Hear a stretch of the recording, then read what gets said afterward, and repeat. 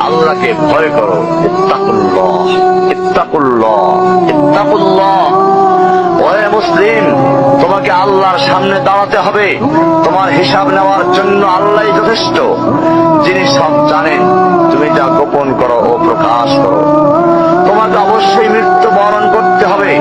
যখন তুমি দুনিয়ার সব কিছু ছেড়ে চলে যাবে, শুধু তুমি আখিরাতের জন্য যা সঞ্চয় করেছো তা নিয়ে সাবধান হও তোমার শেষ আমলের ব্যাপারে।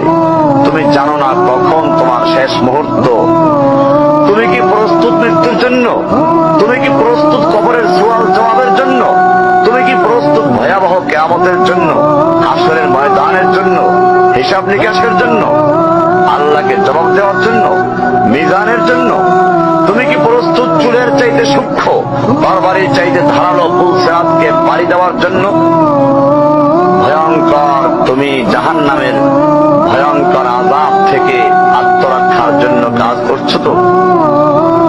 যার ইন্ধন মানুষ এবং পাথর, যার আগুন ভয়ঙ্কর উত্তাপ সম্পন্ন কালো বর্ণের, যা হৃদয় পর্যন্ত জ্বালিয়ে দেবে, এমন উত্তপ্ত পানি যা নারী ভুঁড়িকে বের করে দিবে।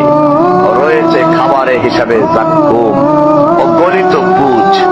জাহান্নাম অসম্ভব গভীর, ভয়াল জায়গা, কঠোর হৃদয় ফেরেশতারা নিযুক্ত, যেখানে শাস্তির মাত্রা বৃদ্ধির জন্য শরীরকে অনেক বড় করে দেওয়া হবে। চামড়াগুলো জ্বলে যাবে, বের হতে চাইবে, বের হতে পারবে না। মৃত্যুকে ডাকবে, মৃত্যু আসবে না। ভয়ঙ্কর শাস্তি যা অনন্তকাল ব্যাপী চলতে থাকবে।